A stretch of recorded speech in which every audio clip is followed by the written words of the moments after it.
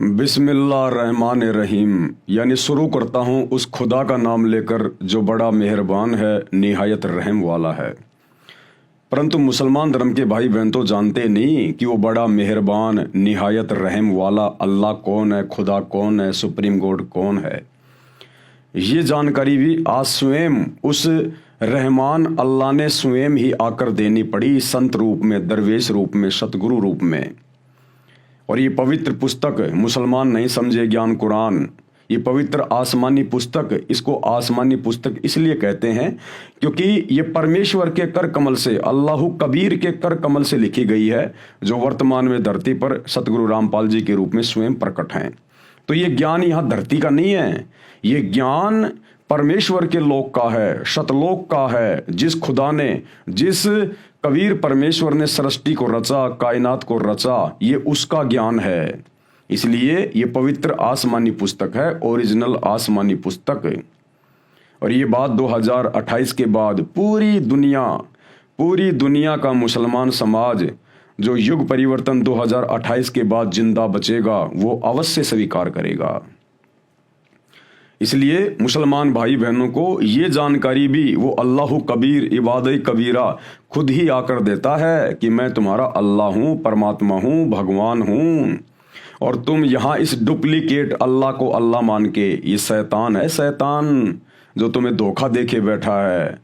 आज वर्तमान का पूरे विश्व का मुस्लिम समाज जिसे अपना खुदा मानता है, अल्लाह मानता है कि भाई उसने हज़रत मोहम्मद जी के ऊपर अपने फरिश्ते जब्राइल के माध्यम से या स्वयं जो कुरान शरीफ की आयतें नाजिल की थी वो हमारा खुदा है, अल्लाह है। नहीं, यही तो सबसे बड़ी भूल है। वो शैतान है, शैतान काल।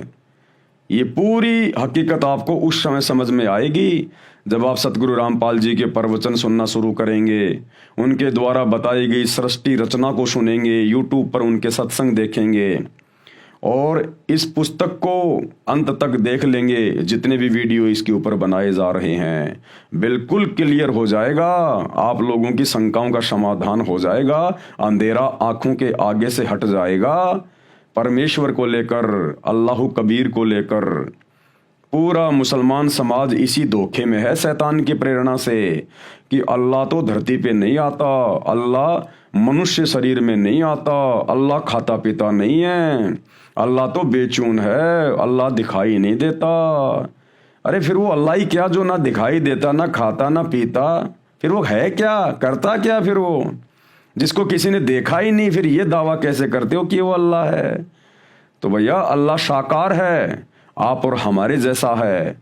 अल्लाह ने हमें अपने रूप में बनाया है, बाइबल से आप जी प्रमाण देख चुके हैं। और सबसे बड़ी बात, वो अल्लाह जिसने पूरी कायनात को रचा, वो आज धरती पर सतगुरु रामपाल जी के रूप में स्वयं ही प्रकट है। देर सवेर ये बात पूरे विश्व को स्वीकार करनी पड़ेगी, या तो प्यार प्रेम से युग परिवर्तन से पहले सतगुरु के सत्संग सुनकर, या फिर युग परिवर्तन के बाद शैतान की चोट खाकर। तो शुरू करते हैं उसी अल्लाह इबादत कबीरा सुप्रीम गॉड के नाम से उनका जयकारा लगाते हुए। बिस्मिल्लाहिर्रहमानिर्रहीम। परमपिता परमात्मा, सारी सृष्टि के रचनहार, कुल मालिक, असंख्य ब्रह्मांडों के स्वामी, जगत गुरु, तीनों लोकों में प्रवेश करके सबका भरण पोषण करने वाले, राजाधिराज, आत्माधार, नाथों के नाथ, देवों के देव, महादेव, सर्वेश्वर, महेश्वर, मृत्युंजय, अजरो अमर, आदि अनादि, सनातनी प्रभु, जगत पिता जगदीश्वर, श्री श्री 1008 की उपाधि के वास्तविक अधिकारी, अकाल मूरत शब्द स्वरूपी राम वासुदेव, सर्वगतम ब्रह्म, परम पूज्य, प्रथम पूज्य, परम संत, परम पुरुष, परम धनी, परम दयालु, सत्य कबीर, हक्का कबीर, अल्लाहु कबीर, अल्लाहु अकबर, बाखबर, अल्लाह ताला, जगत के तारणहार, जगत के मुक्तिदाता, जगत के जगन्नाथ, हारे के सहारे, हिंदुओं के राम, मुसलमानों के अल्लाह, सिखों के वाहिगुरु, ईसाइयों के मसीह, दया के सागर दयानिधि, करुणा के सागर करुणानिधि, स्वयंभू परिभू, संकट मोचन, कष्ट हरण, मंगल करण, दुख भंजन, अविगत कबीर, निर्विकार निर्विषम परमात्मा, अलय अलेख सतगुरु, आदि अनादि सतगुरु, असली मर्यादा पुरुषोत्तम, असली राम, असली कृष्ण, असली घनश्याम, असली मुरारी, राजाओं के राजा, महाराजाओं के महाराजा, शहंशाहों के शहंशाह, सम्राटों के सम्राट, भगवानों के भगवान, अल्लाहों के अल्लाह, प्रभुओं के प्रभु, मसीहाओं के मसीह, सच्चे वाहे गुरु, बाबाओं के बाबा, पीरों के पीर, सेठों के सेठ, जगत सेठ, सावड़सा सेठ, सर्वगुण संपन्न, अनंत कोटि कलाओं के स्वामी, अनंत कोटि ब्रह्मांडों के नायक, योगियों में महायोगी, ध्यानियों में महाध्यानी, सिद्धों में परम सिद्ध, ज्ञानियों में तत्व ज्ञानी, ब्रह्म ज्ञानी, महाज्ञानी, परम ज्ञानी, सर्वश्रेष्ठ ज्ञानी, विज्ञानी, युवा कबीर, समृद्ध कबीर, असंवाद, अमित ओझा, सच्चे रहनुमा, करीम अल्लाह, सुभान अल्लाह, दुनिया के अंतिम पैगंबर। 8 सितंबर 1951 से गांव धनाना, जिला सोनीपत, हरियाणा, भारतवर्ष की पावन भूमि पे प्रकट रियल कल की भगवान श्री नारायण साकार हरि, श्री बाबा साहेब, नूर अनंत परमात्मा, सच्चे दरवेश, सच्चे मुर्शिद, संत श्रोमणी सतगुरु रामपाल जी परमेश्वर जी के चरण कमल में लाइव वीडियो देख रहे देश विदेश से आप और हम सभी भाई बहनों का अनंत कोटि दंडवत प्रणाम। तो भाई और बहनों, ये पवित्र पुस्तक जो परम पूज्य परमेश्वर इबादत कबीरा सतगुरु रामपाल जी ने धरती पे प्रकट होकर लिखी है, पूरे विश्व के मुसलमान समाज के लिए, उनको सच्चे खुदा और सच्ची इबादत की जानकारी देने के लिए। यदि आपने अभी तक इस पुस्तक पर बन चुके पहले के 6 वीडियो नहीं देखे हैं तो आपको ज़रूर देखने चाहिए। उनमें बहुत सारी ऐसी बातें हैं जो बातें आपके मुल्ला मौलवियों ने आपको कभी भी नहीं बताई होंगी। तो उन वीडियो को देखे बिना आप जी आगे की वीडियो नहीं समझ पाएंगे। तो आज के वीडियो में गुरुदेव भगवान हमें कुरान में आगे बढ़ाने से पहले कुछ एक महत्वपूर्ण बातों की जानकारी दे रहे हैं कि अल्लाह के विषय में मुसलमान धर्म के मुल्ला मौलवियों ने, मुफ्तियों ने आम मुस्लिम समाज को जिस प्रकार से तत्व ज्ञान के अभाव में, सच्चे खुदा, उसकी सच्ची इबादत की जानकारी के अभाव में जिस प्रकार आम मुस्लिम समाज को भ्रमित कर दिया गया है धर्म के ठेकेदारों के द्वारा, मुल्ला मौलवियों के द्वारा, कबीर परमेश्वर को लेकर, अल्लाह कबीर को लेकर, उसकी भक्ति को लेकर, आज उन सभी गलत धारणाओं का प्रमाणों के साथ में आप ही के धर्म की पवित्र पुस्तकें दिखा दिखा के, आयतें बता बता के खंडन किया जाएगा। और समझदार को संकेत ही काफी होता है। और जब तक शंकाओं का समाधान नहीं होगा तब तक आप भक्ति नहीं कर पाओगे। और सूक्ष्म वेद 5वें वेद में कहा गया है कि मां मुंडू उस संत की जिससे संशय ना जाए, कि धिक्कार है उस संत को, उस धर्म गुरु को जो समाज की शंकाओं का समाधान ना कर सके। कहते मां मुंडू उस संत की जिससे संशय ना जाए, काल खात है थोड़े बहुत, शंका सब जग को खाए। ये काल तो रोजाना 1 लाख ही खाता है, लेकिन ये शंका ये पूरी दुनिया को खाए बैठी है, किसी को सही भक्ति नहीं करने दे रही है। तो भाई और बहनों, आगे बढ़ते हैं आज इस पवित्र पुस्तक में। पवित्र पुस्तक मुसलमान नहीं समझे ज्ञान कुरान, और इस पुस्तक का आज ये 7वें नंबर का वीडियो है। परमेश्वर हमें क्या कुछ समझा रहे हैं।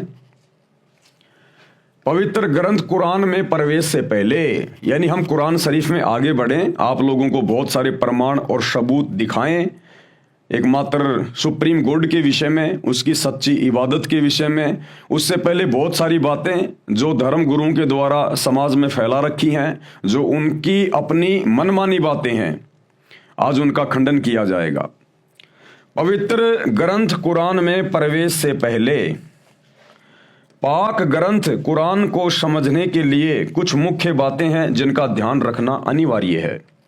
नंबर 1, कुरान मजीद का ज्ञान नाजिल करने वाले खुदा ने, यानी शैतान ने, कुरान शरीफ या कुरान मजीद का ज्ञान हजरत मोहम्मद जी पर नाजिल किया था। शैतान ने, हिंदू धर्म में जिसको काल कहते हैं, उसने अपने नबी ए करीम मोहम्मद वसल्लम को सृष्टि की उत्पत्ति करने वाले अल्लाह के विषय में संपूर्ण जानकारी नहीं दी, क्योंकि शैतान को स्वयं नहीं पता उस कबीर अल्लाह के विषय में, उसकी सच्ची इबादत के विषय में। तो भला अपने नबी हजरत मोहम्मद को वो शैतान, वो काल कहाँ से पूरी जानकारी उपलब्ध करवा देता।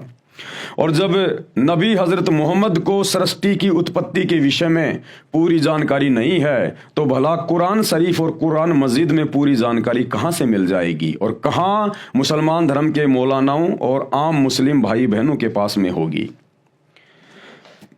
इसका प्रमाण है सूर फुरकानी 25 आयत नंबर 59 में लिखा है कि हे मोहम्मद, अल्लाह ने सारी कायनात को 6 दिन में उत्पन्न किया, फिर आसमान में तख्त सिंहासन पर जा बैठा।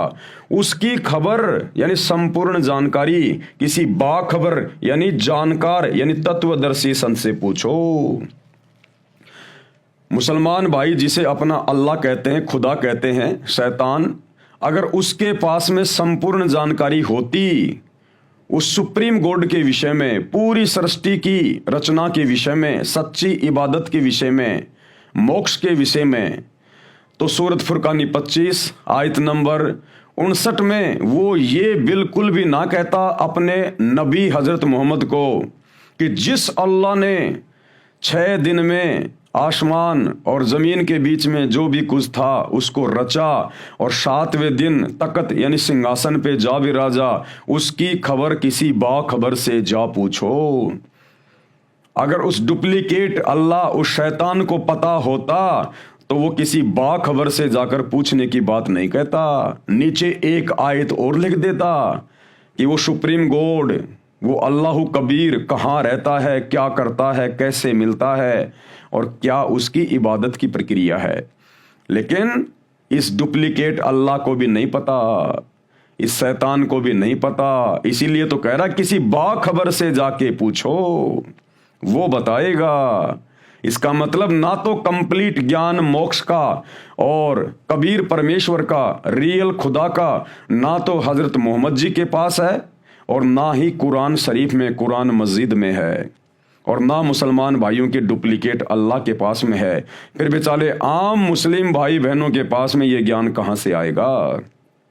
तो भाई और बहनों, वो बाखबर जिसके विषय में कहा जा रहा है कि उससे जाकर पूछो पूरी जानकारी अल्लाह के विषय में, उसकी सच्ची इबादत के विषय में, वो बाखबर वर्तमान में धरती पर सतगुरु रामपाल जी के रूप में प्रकट है। पूरे विश्व के मुसलमानों का सौभाग्य है अगर अपना आत्म कल्याण करवा सकते हैं तो।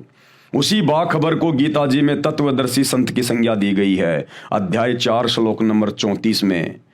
ये वही खुदा है डुप्लीकेट जिसने गीता जी का भी ज्ञान दिया है। हिंदू धर्म में इसको काल कहते हैं। इसने अर्जुन से कहा श्री कृष्ण जी के शरीर में प्रेतवश प्रवेश करके गीता जी का ज्ञान बोलते समय कि अगर तुझे उस परम सनातन धाम की प्राप्ति करनी है जहां जाने के बाद भगत कभी लौटकर इस संसार में नहीं आता, जन्म और मरण में नहीं आता, उसके लिए तू किसी तत्वदर्शी संत की खोज कर। वो तत्वदर्शी संत तुझे बताएगा कि पूर्ण मोक्ष कैसे होगा। तो इस शैतान को, इस काल को कंप्लीट जानकारी नहीं है अध्यात्म के विषय में, पूर्ण परमात्मा के विषय में। नंबर 2, सूर अस-सूरा 42 आयत नंबर 1 और 2 में कोड वर्ड यानी जो मुक्ति के मंत्र हैं, जो मोक्ष के मंत्र हैं, जिनको जपने से मुक्ति होगी, चाहे हिंदू हो चाहे मुसलमान हो, पूरे विश्व का मानव जब तक उन 3 मंत्रों को प्राप्त नहीं करेगा जो मुसलमान धर्म की पवित्र पुस्तक में लिखे हुए हैं। कहाँ?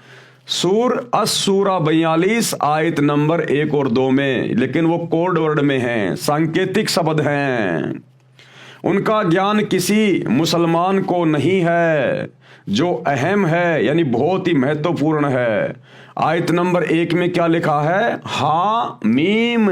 इन 2 शब्दों का विश्व के किसी भी मुसलमान के पास कोई जवाब नहीं है।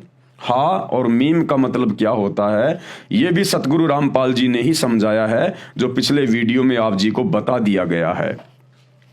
और ऐन सीन काफ ये हैं वो 3 मंत्र, लेकिन ये कोड वर्ड में हैं, ये सांकेतिक हैं। ऐन सीन काफ ये जपने के मंत्र नहीं है। सतगुरु रामपाल जी बताएंगे कि ऐन क्या मंत्र है, इसके पर्दे के पीछे कौन सा कोड वर्ड है, सीन क्या है और काफ क्या है, वो 3 मंत्र क्या हैं जिनके जपने से पूर्ण मुक्ति होगी, मोक्ष होगा, जन्म मरण का रोग समाप्त होगा, नरक में जाने से बच सकते हो, 84 में गधे कुत्ते सूअर बनने से बच सकते हो। यही 3 मंत्र गीता जी अध्याय 17 श्लोक नंबर 23 में लिखे हुए हैं। ओम तत् सत, क्योंकि दोनों ग्रंथों का ज्ञान देने वाला डुप्लीकेट अल्लाह वही है, शैतान। तो ना हिंदुओं को पता कि ओम तत्सत का क्या मतलब है, और ना विश्व के किसी मुसलमान और मौलानाओं को पता कि ऐन सीन काफ क्या है। और मुसलमान धर्म के अनुवादकों ने तो यहां तक लिख दिया कि इन आयतों का अर्थ तो अल्लाह ही जानता है। तो भाई वो अल्लाह आज धरती पे आ चुका है और उस अल्लाह ने इन तीनों का भेद खोल दिया है। उस अल्लाह ने पूरी जानकारी निकाल के रख दी है, नींबू की तरह निचोड़ के रख दिया। मुसलमान धर्म की पुस्तकों को जो सार ज्ञान था वो निकाल के दे दिया है, और कई हजारों की संख्या में मुसलमान भाई बहन सतगुरु रामपाल जी से उपदेश लेकर अपनी आत्मा का कल्याण करवा रहे हैं, और ये 3 मंत्र ऐन सीन काफ इसका जाप कर रहे हैं। जो जाप करने का नाम है, नाम के जाप बिन जीव का कल्याण नहीं हो सकता। नंबर 3, नबी मोहम्मद जी को कुरान ज्ञान देने वाला खुदा प्रत्यक्ष नहीं मिला। यानी हजरत मोहम्मद को जिसने कुरान शरीफ का ज्ञान दिया था वो उनको प्रत्यक्ष आके नहीं मिला। वो किसी के सामने प्रकट नहीं होता। वो शैतान, वो काल, उसने सौगंध खा रखी है, उसने कसम खा रखी है अपनी पत्नी दुर्गा के माध्यम से और अपने तीनों पुत्रों ब्रह्मा विष्णु महेश के माध्यम से सबको धोखे में रख के यहां पर भ्रमित किए बैठा है। वो किसी के सामने नहीं आता। पर्दे के पीछे से नमाज आदि करने का हुक्म हुआ था। अगर वो परमात्मा था, खुदा था, तो खुदा का तो चेहरा देखने से खुशी होगी, उसको मिलना चाहिए था। हजरत मोहम्मद जी के सामने प्रत्यक्ष प्रकट होना चाहिए था कि हजरत मैं हूं तेरा अल्लाह, मैं हूं तेरा खुदा। अरे वो भगवान काहे का जो अपने भक्तों से छुपता हुआ फिरे? वो अल्लाह कोई चोर है, कोई डकैत है, कोई कुकर्म कर रखा है क्या जो अपने भक्तों के सामने नहीं आता? अरे जो बाप अपने बच्चों के सामने नहीं आ रहा, इसका मतलब उसका मुंह काला है, यानी उसने कोई कुकर्म कर रखा है, उसको शर्म लग रही है, अपनी बेइज्जती का डर है, इसलिए वो अपने बच्चों के सामने नहीं आता। अन्यथा खुदा, हम सबका पिता, हम सबका बाप, जिसने हमको पैदा किया, और वो हमारे सामने आने से डर रहा है? क्यों डरेगा वो? लेकिन मुसलमान भाई जिसे अपना अल्लाह मानते हैं, खुदा मानते हैं, वो शैतान है। जब आप सतगुरु रामपाल जी के द्वारा बताई गई सृष्टि रचना को पढ़ेंगे, यूट्यूब पर जाकर वीडियो देखेंगे, सृष्टि रचना संत रामपाल जी, तो ये शैतान, ये काल कौन है जिसे मुसलमान भाई अपना खुदा मानते हैं, अल्लाह मानते हैं, ये क्यों किसी के सामने नहीं आता? इसने क्या गलती कर रखी है उस परमेश्वर के दरबार में, जिस कारण से उस अल्लाह कबीर ने, ओरिजिनल गॉड ने इसको श्राप दे रखा है, जिस कारण से ये किसी के सामने नहीं आता। नबी मोहम्मद जी को कुरान ज्ञान देने वाला खुदा प्रत्यक्ष नहीं मिला, पर्दे के पीछे से नमाज आदि करने का हुक्म हुआ। नंबर 4, नबी मोहम्मद जी को डरा धमकाकर कुरान मजीद वाला ज्ञान नाजिल किया, यानी उतारा। नबी मोहम्मद वसल्लम ने बताया था कि मेरा गला घोंट घोंट कर जिब्राइल फरिश्ते ने कुरान ज्ञान पढ़ने के लिए विवश किया, क्योंकि हजरत मोहम्मद जी अशिक्षित थे, वो पढ़े लिखे नहीं थे, उनको अक्षर ज्ञान नहीं था, अनपढ़ थे, और वो कह रहे हैं कि मेरे ऊपर जिब्राइल नाम के फरिश्ते ने मुझे डरा धमका के, मेरा गला घोट घोट के, दबा दबा के, और ज़बरदस्ती मेरे आत्मा में मेरा सीना चाक करके वो कुरान शरीफ की आयतें नाजिल की। अरे अल्लाह ऐसा करेगा क्या? अल्लाह अपने बच्चों को कभी दुख देगा, तकलीफ देगा क्या? अल्लाह इस प्रकार से मार मार के कुरान शरीफ पढ़ाएगा क्या अल्लाह? ये तो शैतान के काम है, काल के काम है। पिता कभी अपने बच्चों को दुख नहीं देता, दर्द नहीं देता। अरे वो खुदा, उसके पास तो असंख्य सिद्धियां हैं, वो तो 1 सेकंड में अपने नबी का दिमाग चेंज कर दे, अनपढ़ को पढ़ा के रख दे, डरा धमका के, सीना चाक करके, अंदर आयतें डालना, फरिश्तों के माध्यम से डराना धमकाना। बेचारे हजरत मोहम्मद जी के पसीने छूट जाते थे, थर थर कांपा करता था डर के मारे जब उसके ऊपर आयतें नाजिल होती थी। तो वो ज्ञान ले रहा था, अज्ञान ले रहा था। क्या अल्लाह इतना भी समर्थ नहीं है जो प्यार प्रेम से किसी के अंदर अपना ज्ञान समाहित कर सके? अरे आदरणीय गरीबदास जी महाराज जी की जीवनी पढ़ना, गांव छुड़ानी, जिला झज्जर हरियाणा वाले की। यही कबीर परमात्मा अल्लाह कबीर जिंदा बाबा के रूप में 350 साल पहले गांव छुड़ाने में उनको आकर मिले और उनकी आत्मा को निकाल कर अपने शतलोक में लेकर गए, सचखंड में लेकर गए, 7वें आसमान पर उनको सारे ब्रह्मांड दिखाए, ब्रह्मा विष्णु महेश दिखाया, काल दिखाया, ये शैतान दिखाया, दुर्गा दिखाई, इनके लोक दिखाए, अपने सचखंड में लेके गए, वहाँ का वो सुंदर शहर दिखाया, वो नगर दिखाया, वहाँ के सुख दिखाए, ठाट बाट दिखाए कि बच्चों तुम पहले यहाँ रहा करते थे, तुम सब नीचे जो काल के शैतान के जाल में फंसे हुए हो ना, तुम यहाँ मेरे पास में रहा करते थे। और गरीबदास जी का परमेश्वर ने ज्ञान योग खोल दिया, उनको डराया नहीं, उनको धमकाया नहीं, उनका सीना चाक नहीं किया, गरीबदास जी के पसीने नहीं आए, उनकी जीवनी पढ़ना, परमेश्वर ने अपना आशीर्वाद दे दिया, अल्लाह कबीर ने उनका ज्ञान योग खोल दिया, उनकी दिव्य दृष्टि खोल दी। वो ज्ञान, वो घटनाएं लाखों साल करोड़ों साल पहले की और आगे की गरीबदास जी की आंखों के सामने यों की यों चित्रित हो रही हैं। और गरीबदास जी ने 24,000 वाणियों से युक्त और विश्व की सभी भाषाओं के शब्दों से युक्त अमर ग्रंथ सदग्रंथ साहिब की रचना की। ये होता है ज्ञान देना अल्लाह के द्वारा। और एक हजरत मोहम्मद को ज्ञान दिया गया, आयतें नाजिल की गई, डराया, धमकाया, गला घोटा गया, पसीने छूट गए, बेचारे की बुखार चढ़ जाता था। तो वो शैतान था, वो शैतान काल, अल्लाह नहीं था। आप लोगों को विश्वास के लिए कहीं किसी के मन में शंका ना रह जाए कि भाई सतगुरु रामपाल जी अपनी पुस्तक में यूं ही लिख रहे हैं हमको भ्रमित करने के लिए, क्योंकि चाहे हिंदू हो चाहे मुसलमान हो, ये मुल्ला मौलवी किसी को सच्चाई बताते नहीं तो फिर इनका धार्मिक धंधा खत्म हो जाएगा, इनकी रोजी रोटी पे संकट आ जाएगा। और आम मुस्लिम, आम हिंदू बेचारा इन ग्रंथों को कभी पढ़ता नहीं, कभी सच्चाई से वो परिचित नहीं हुआ। तो भाइयों और बहनों, सच्चाई अब खुदा आके बता रहा स्वयं धरती पे, सतगुरु रामपाल जी।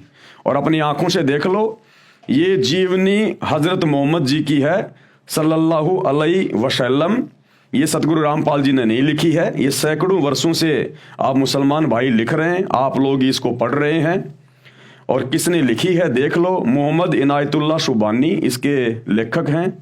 जीवनी हजरत मोहम्मद सल्लल्लाहु अलैहि वसल्लम, मोहम्मद इनायतुल्लाह शुबानी, अनुवाद नसीम गाजी फलाही। ये टेलीफोन नंबर है जहाँ से हम लोग खरीद के लाए थे, Madina Islamic Book Depot Centre 273 Ramganj Bazaar Jaipur, ये उनके मोबाइल नंबर हैं। कहीं आप सोचो कि पवन दास ने अपने घर से बना दी होगी। मरकजी मकतबा इस्लामी पब्लिशर्स नई दिल्ली 110025। ये सारे सब कुछ इनके कॉपीराइट वगैरह, ईमेल वगैरह, कहाँ से छपी है, क्या एड्रेस है, ये सारा सब कुछ लिखा हुआ है ताकि किसी को कोई शंका ना हो। और इस पुस्तक में जब हम आगे बढ़ेंगे, पेज नंबर 70 पे, पेज नंबर 70 पे जब आप बढ़ोगे, 70, 71, 72, ये 3 पेज इसके पढ़ के देख लेना। जिस समय हजरत मोहम्मद जी के ऊपर शैतान के द्वारा, उस डुप्लीकेट अल्लाह के द्वारा आयतें नाजिल की गई थी जब्राइल फरिश्ते के माध्यम से, तो क्या हालत हो गई थी बेचारे की हजरत मोहम्मद की। मन में तरह तरह के विचार गूंजने लगते, आपको अपने बारे में शक होने लगता, कहीं मैं मानसिक रोगी तो नहीं। बेचारी की ये हालत हो गई थी, डर के मारे हजरत मोहम्मद सोच रहा है कि कहीं मैं पागल तो नहीं हो गया, कहीं मैं मानसिक रोगी तो नहीं हो गया। अरे भगवान, अगर खुदा अगर किसी को मिलेगा और अपना ज्ञान देगा, आयतें उतारेगा, तो ऐसी हालत हुआ करती है क्या भगत की, जैसी बेचारे हजरत मोहम्मद की हो गई। इतना मानसिक संतुलन खो बैठा, डिस्टर्ब हो गया पागलों की तरह। उसकी जीवनी में लिखा जा रहा है, क्या कह रहे हैं, मन में तरह तरह के विचार गूंजने लगते, आपको अपने बारे में शक होने लगता, कहीं मैं मानसिक रोगी तो नहीं, कहीं मुझ पर भूत प्रेतों का कोई असर तो नहीं है। अरे भूत प्रेतों का ही तो असर था। ये शैतान, मुसलमान जिसे अपना अल्लाह समझते हैं, ये भूतों का सरदार ही तो है, ये प्रेतों का सरदार ही तो है शैतान। कहीं भूत प्रेतों का कोई असर तो नहीं। आपने अपनी बीवी खदीजा को सारा हाल सुनाया, दिल पर जो बीत रही थी वह भी बताया। खदीजा ने सारी बातें ध्यान से सुनी, फिर आपको ढारस बधाई, आपको हिम्मत दी और क्या बोली, मेरे जीवन साथी आप फिक्र ना करें, आप जैसे सज्जन पर शैतान कैसे काबू पा सकता है, अरे उसने तो पा लिया। फिर जब रमजान आया तो आप सलल यानी हजरत मोहम्मद जी पहले की तरह फिर गुफा में चले गए, हर चीज से कटकर चिंतन मनन और इबादत में लग गए। इबादत करता किसकी बेचारा, इबादत करने को थी नहीं उसके पास में। किसी समय घर वाले भी आ जाते, वे आपको देखकर अपनी आंखें ठंडी करते और कुछ खाना पानी रख जाते, यानी गुफा में जाके, हीरा की गुफा में जाके और समाधि लगा के बैठ जाया करता था, क्योंकि ये अच्छी आत्मा थी, ये शंकर जी के लोक से आई हुई आत्मा थी। हजरत मोहम्मद जी शंकर जी के गण थे, तो इनको भक्ति करने की वो तड़फ थी, लेकिन मार्ग इनको मिल नहीं रहा था। हर चीज से कटकर चिंतन मनन और इबादत में लग गए। किसी समय घर वाले भी आ जाते, वे आपको देखकर अपनी आंखें ठंडी करते और कुछ खाना पानी रख जाते। बेचारे घर वाले आ जाते और देख जाते कि हाँ भाई भगत जी ठीक ठाक बैठे हैं, कोई दिक्कत ताकत नहीं है इनको फिलहाल, तो घर वाले भी थोड़ा सब्र करते। गरीब और जरूरतमंद भी आते रहते, आप उनकी भी मदद करते। इसी तरह रमजान के कुछ दिन बीत गए। एक दिन आप सलल गुफा में आराम कर रहे थे, सुबह का सुहाना समय था। अचानक एक फरिश्ता दिखाई दिया। अब वो जबरील आ गया, शैतान के द्वारा भेजा गया फरिश्ता। अचानक एक फरिश्ता दिखाई दिया, बहुत ही खूबसूरत और हसीन फरिश्ता, हाथ में हसीन रेशम का एक टुकड़ा भी था। बोला पढ़ो।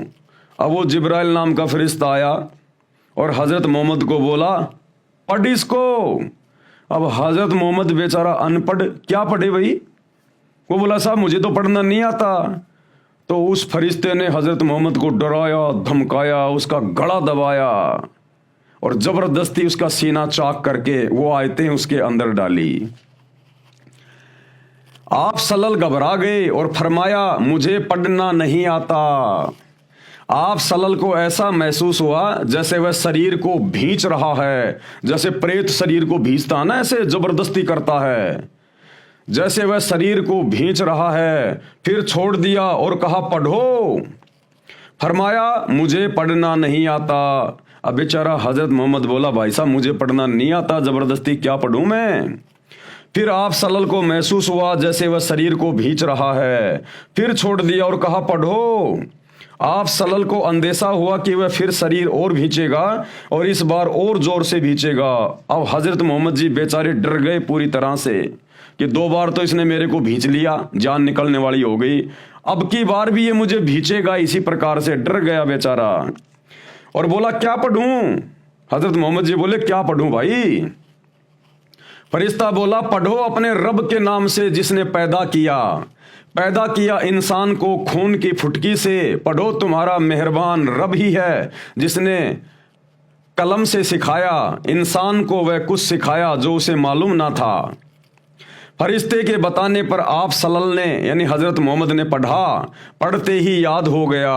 यानी फरिश्ते की शक्ति से हजरत मोहम्मद ने पढ़ा तो पढ़ते ही याद हो गया, चित्त पर अंकित हो गया, यानी दिमाग में बिल्कुल याद हो गया। फिर फरिश्ता चला गया। आप सलल उठ खड़े हुए, भय से दिल बैठा जा रहा था। मुसलमान भाइयों ध्यान से पढ़ो। अरे अगर अल्लाह मिलेगा या अल्लाह का भेजा हुआ कोई फरिश्ता आएगा तो वो डराएगा नहीं, धमकाएगा नहीं। अरे हम इबादत क्यों करते हैं, भक्ति क्यों करते हैं, अल्लाह की प्राप्ति के लिए, अल्लाह को देखने के लिए, अल्लाह के लोक में जाने के लिए।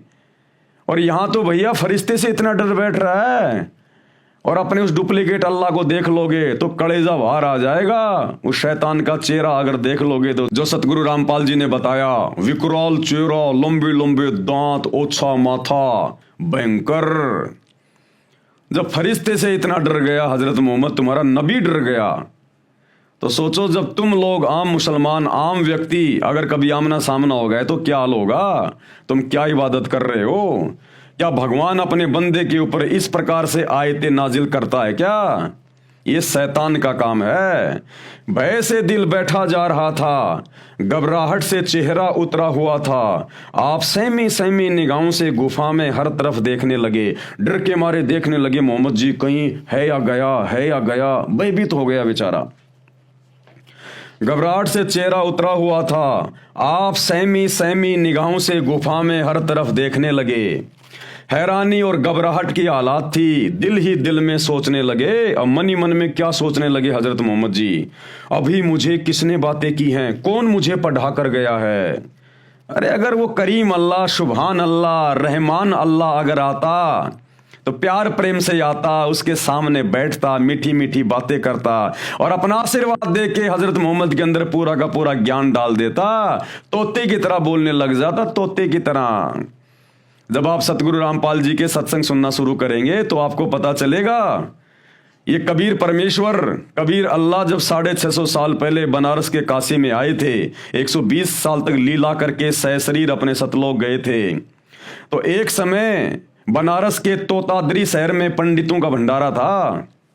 वहां पर कबीर परमेश्वर ने, इस कबीर भगवान ने, सुप्रीम गॉड ने एक भैंसे को, जो कि घास चर रहा था, उस भैंसे को इशारा किया कि भैंसाराम इधर आ, क्योंकि वहां पर पंडितों का भंडारा चल रहा था। और कबीर जी उस समय जुलाहा जाति में आए हुए थे, लीला कर रहे थे और उनके मुंह बोले गुरु थे पंडित रामानंद जी। तो ब्राह्मणों को पता था कि पंडित रामानंद जी आएंगे तो वो कबीर भी आएगा, और कबीर नीची जाति का है। ब्राह्मणों के भंडारे में अगर वो भोजन करने गया तो हमारी तो बेइज्जती हो जाएगी। तो पंडितों ने एक तरीका खोजा कि उस कबीर को दूर करने का एक ही तरीका है। कबीर है जुलाहा, अनपढ़ है, उसको वेदों का पता नहीं, तो हम एक शर्त रखेंगे कि भैया ब्राह्मणों के भंडारे में जो भोजन करेगा वो चारों वेदों के एक एक श्लोक सुनाएगा। तो कबीर को तो आते नहीं श्लोक, वो पंडित ऐसा सोच रहे थे और हमारी ये बला टल जाएगी, कबीर दूसरे भंडारे में जाके भंडारा कर लेगा।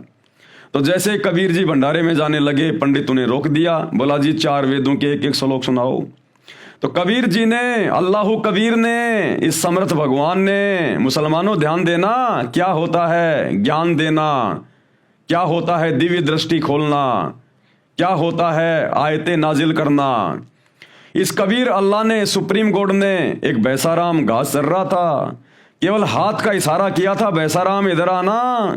उनको तो हाथ का इशारा करने की भी जरूरत नहीं थी, लेकिन वो तो उन पंडितों को दिखाने के लिए परमेश्वर ने कहा भैंसाराम इधर आ। तुरंत वो भैंसाराम, वो भैंसा तुरंत आ गया और खड़ा हो गया अपने परमेश्वर के सामने। और कबीर जी ने कहा कि भैंसाराम, इन पंडितों को चारों वेदों के एक एक श्लोक सुना दे। तो भैंसाराम ने तुरंत इंसानी भाषा में बोलना शुरू कर दिया। उस जानवर ने आशीर्वाद दिया था, कबीर जी ने थपकी मारी थी पीठ पे, उसने इंसानी भाषा में बोलना शुरू कर दिया, संस्कृत में। और वो श्लोक सुनाए जो वेदों में लिखे थे कि तुम्हारे सामने खड़ा है ये कबीर अल्लाह, ये कबीर देव, यही है सारी सृष्टि का मालिक। फिर कबीर परमेश्वर ने कहा कि भाई भैंसाराम, ये 4 वेदों के 4 मंत्र जो तूने पंडितों को संस्कृत में सुनाए ना, बेटा इनका हिंदी में भी अनुवाद करके बता दे इन पंडितों को, कहीं इनको शंका ना रह जाए कि भैंसाराम को हिंदी में अनुवाद करना नहीं आता। तो भैंसाराम ने हिंदी में अनुवाद किया कि ये तुम्हारे सामने जो खड़ा है ना, ये सारी सृष्टि का रचयिता है, पूरी कायनात का, ये कबीर देव, ये कबीर अल्लाह है ये। उसके बाद वो पंडित बिल्कुल शर्मिंदे हो गए और कबीर जी से उपदेश लिया, अपनी भक्ति शुरू कर दी। अरे तो वो कबीर भगवान, वो सुप्रीम गॉड, वो ओरिजिनल अल्लाह जब एक जानवर को, एक भैंसे को आशीर्वाद दे के संस्कृत बुलवा सकता है इतनी आसानी से, तो बताओ फिर हजरत मोहम्मद जी को यदि वही अल्लाह, सुप्रीम गॉड, अल्लाह कबीर यदि आयतें नाजिल कर रहा था या अपने फरिश्ते के माध्यम से करवा रहा था, तो उस अल्लाह ने भैया अपने बंदों को डराने की, धमकाने की, भयभीत करने की जरूरत नहीं है। ये शैतान था जो हजरत मोहम्मद जी को आयतें नाजिल करवा रहा था, और इसका यही तरीका होता है। भय से दिल बैठा जा रहा था, घबराहट से चेहरा उतरा हुआ था। आप सहमी सहमी निगाहों से गुफा में हर तरफ देखने लगे। हैरानी और घबराहट की हालत थी। दिल ही दिल में सोचने लगे, अभी मुझे किसने बातें की हैं, कौन मुझे पढ़ा कर गया है। फिर तेजी से गुफा से बाहर आए। अब आप सल्लल्लाहु यानी हजरत मोहम्मद पहाड़ की घाटियों से गुजरने लगे और देखो क्या हालत हो गई बेचारे की, पूरा शरीर थर थर कांप रहा था। अरे अल्लाह अगर मिलेगा तो ये हाल होगा क्या? अल्लाह मिलेगा तो खुशी होगी, खुशी, प्रसन्नता होनी चाहिए, दिल गद गद हो जाना चाहिए कि ये मनुष्य जन्म मुझे अल्लाह की इबादत के लिए तो मिला है, और अल्लाह मिल जाए उससे बड़ी खुशी की और बात क्या। और हजरत मोहम्मद जी तुम्हारे नबी थर थर कांप रहे थे, थर थर, पूरा शरीर थर थर कांप रहा था। दिल में बार बार ख्याल आता कि शुरू में जो शोपन दिखाई दिए वे तो बिल्कुल सच्चे निकले, उनसे बहुत सी नई बातें मालूम हो गई, जिस चीज की तलाश थी वह खुलकर सामने आ गई। लेकिन वह कौन था जो अभी यहां खड़ा था? वह कौन था जो पढ़ने के लिए कह रहा था? अचानक एक आवाज आई, मोहम्मद। वो फरिश्ता फिर से बोला, शैतान फिर से बोला, मोहम्मद। आप सलल चौंक पड़े, घबरा कर सिर ऊपर उठाया, देखा तो वही फरिश्ता आदमी की सूरत में खड़ा था।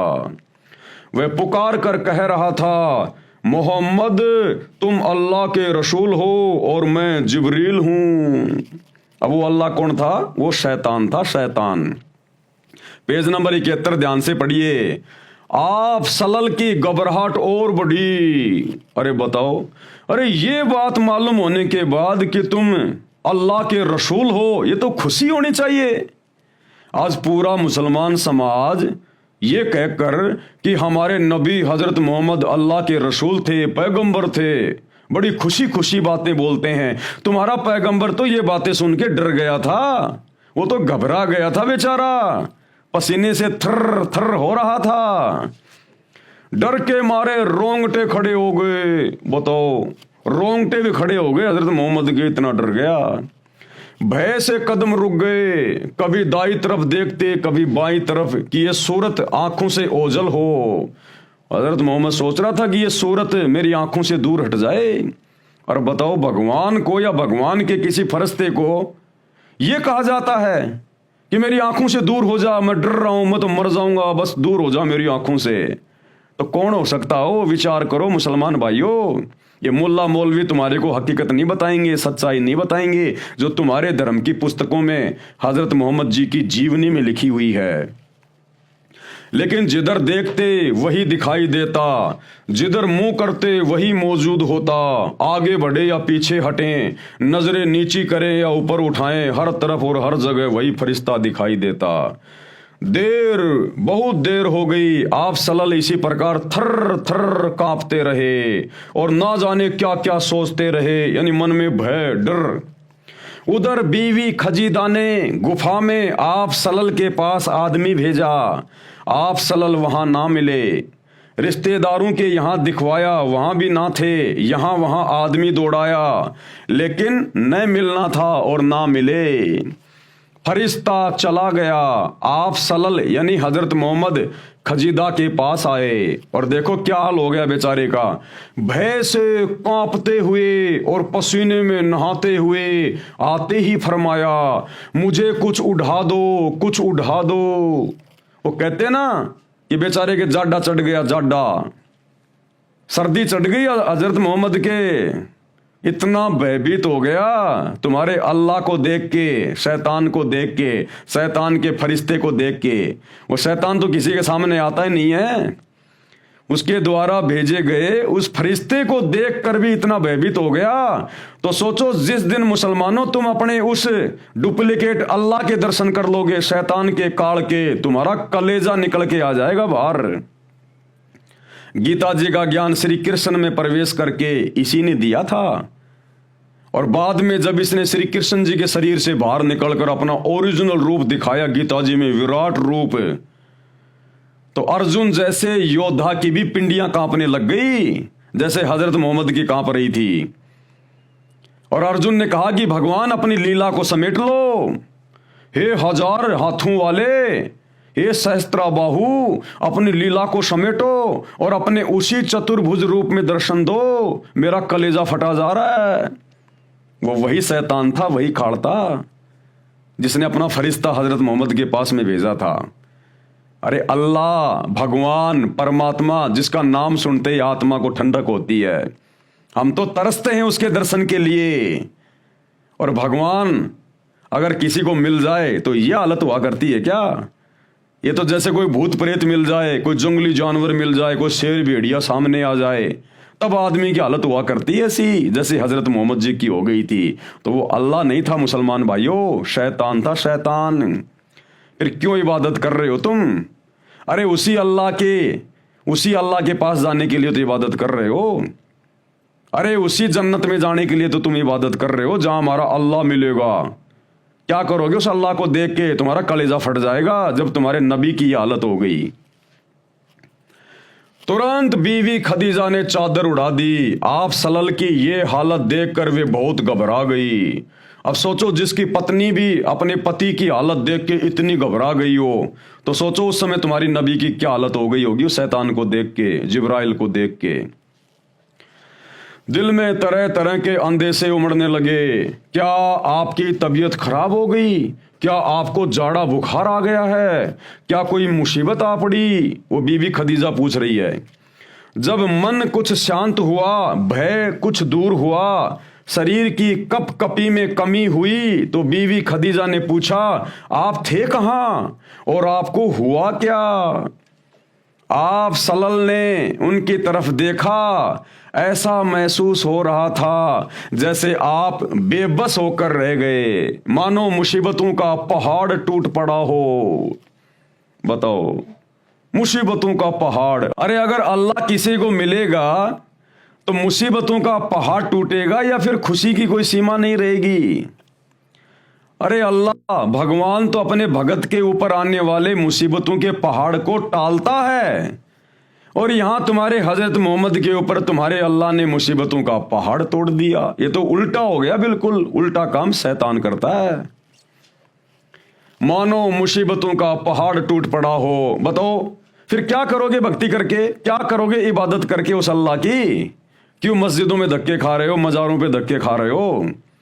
जब उसकी भक्ति करने से, आमना सामना होने से मुसीबतों का पहाड़ टूटता है, तो क्यों ऐसी बेवकूफ़ी कर रहे हो फिर तुम भक्ति करके? जब तुम्हारे नबी के ऊपर मुसीबतों का पहाड़ टूट गया तो तुम्हारा क्या हाल होगा? खदीजा, मैं तुम्हें क्या बताऊं कि मुझे क्या हुआ? फिर जो कुछ देखा था वह बयान किया। बीबी खदीजा थी बहुत समझदार। ये बातें सुनकर जरा भी न घबराई। उन्होंने आप सल्लल्लाहु को बहुत ही इज्जत की नज़र से देखा। उनके चेहरे पर यकीन और इत्मीनान की मुस्कुराहट थी। फिर आप सल्लल्लाहु को इत्मीनान दिलाया। बोली, चचा के लाडले, खुश हो जाइए और जो कह रहे हैं करते रहिए। यानी वो शैतान जो तुझे कह रहा है ना, वैसा ही करता रहे। तो भाइयों और बहनों, ये पूरी राम कहानी आप लोगों की आंखों के सामने है कि किस प्रकार से डरा धमका के उस अल्लाह के आदेश से, डुप्लीकेट अल्लाह के आदेश से, शैतान के आदेश से, और जिब्राइल नाम के फरिश्ते ने उस अनपढ़ हजरत मोहम्मद को डरा धमका के, भींच भींच के और जबरदस्ती ये कुरान का ज्ञान उनके दिमाग में डाला। तो ये अल्लाह के कर्म नहीं होते। अगर अल्लाह के कर्म देखने हैं, अल्लाह की शक्ति, उसकी रहमत देखनी है, आदरणीय गरीबदास जी की जीवनी पढ़ लेना, आदरणीय दादू जी की जीवनी पढ़ लेना। दादू जी को भी वही कबीर अल्लाह जब वे 7 साल की उम्र में थे उनको मिले थे आकर, और ऐसे उनकी आत्मा को अपने लोक में ले गए, सब कुछ दिखाया और उनको दिव्य दृष्टि दे दी, पूरा का पूरा ज्ञान उनके अंतःकरण में डाल दिया। जैसे दादू जी वापस अपने शरीर में आए 3 दिन बाद, पूरा का पूरा ज्ञान ऐसे वाणियों में, दोहों में बोलने लग गए। दादू नाम कबीर की, जय कोई ले वह ओट हैं, और उसको कबूल आगे नहीं काल बजर की चोट। जो कबीर जी का नाम ले लेगा, उसकी भक्ति करेगा, उसको इस काल की, शैतान की कभी चोट नहीं पड़ेगी। और हजरत मोहम्मद को शैतान अपने फरिश्ते के माध्यम से भींच भींच के, डरा डरा के और जबरदस्ती ज्ञान दे रहा है। तो ये शैतान के कर्म हैं, शैतान के कर्म। ये पेज नंबर 72 है भाइयों और बहनों। ये थोड़ी देर बाद आपको दिखाएंगे, ये दूसरे मैटर से संबंधित है। अब हम वापस चलते हैं वहीं पर। मुसलमान नहीं समझे ज्ञान कुरान, गुरुदेव भगवान क्या बता रहे हैं। नबी मोहम्मद जी को डरा धमकाकर कुरान मजीद वाला ज्ञान नाजिल किया, यानी उतारा गया। नबी मोहम्मद वसल्लम ने बताया कि मेरा गला घोंट घोंट कर जिब्राइल फरिश्ते ने कुरान का ज्ञान पढ़ने के लिए विवश किया। अभी आपने जीवनी हजरत मोहम्मद से अपनी आंखों से देख लिया। तीसरी बार जब गला भींचा तो लगा कि मेरी जान निकल जाएगी। एक प्रकार की वह यानी संदेश जब आती थी तो उसमें नबी जी को बहुत कष्ट होता था। जब एक आयत आती थी, एक संदेशा आता था, तो कहते हैं हजरत मोहम्मद को बड़ा कष्ट होता था, जबरदस्ती उसके अंदर डाला जाता था। यह शैतान के कर्म है। यह वह जब आती थी वह यानी संदेशा, तो घंटियां बजती सुनाई देती थी। नबी जी ने बताया कि मुझे बहुत कष्ट होता था। नंबर 6, नबी मोहम्मद जी की शेष मेराज सत्य है जो इस प्रकार है। पवित्र कुरान मजीद का अमृत ज्ञान पाक आत्मा हजरत मोहम्मद जी को मिला। हजरत मोहम्मद जी थे तो कुरान का ज्ञान हमारे बीच में है, इसलिए नबी मोहम्मद जी का अनुभव कुरान मजीद से कम महत्व नहीं रखता। अल्लाह के रसूल मोहम्मद जी की जीवनी में एक अनमोल प्रसंग है जो इस प्रकार है। जीवनी हजरत मोहम्मद में एक और प्रसंग बता रहे हैं गुरुदेव भगवान। एक सुबह नबी मोहम्मद जी ने अपने साथियों को आप बीती बताई और कहा कि आज रात्रि में जिब्राइल फरिश्ता आया, मेरे सीना चाक करके खोल करके पवित्र वस्तु डाली और फिर वैसा ही कर दिया। फिर मुझे एक बुराक नामक खच्चर जैसे जानवर पर बैठाकर आकाश में उड़ा ले गया। प्रथम आसमान पर जन्नत यानी स्वर्ग में ले गया। वहां एक आदमी जन्नत तथा जहन्नुम के बीच में बैठा था। फिर क्या देखा हजरत मोहम्मद ने?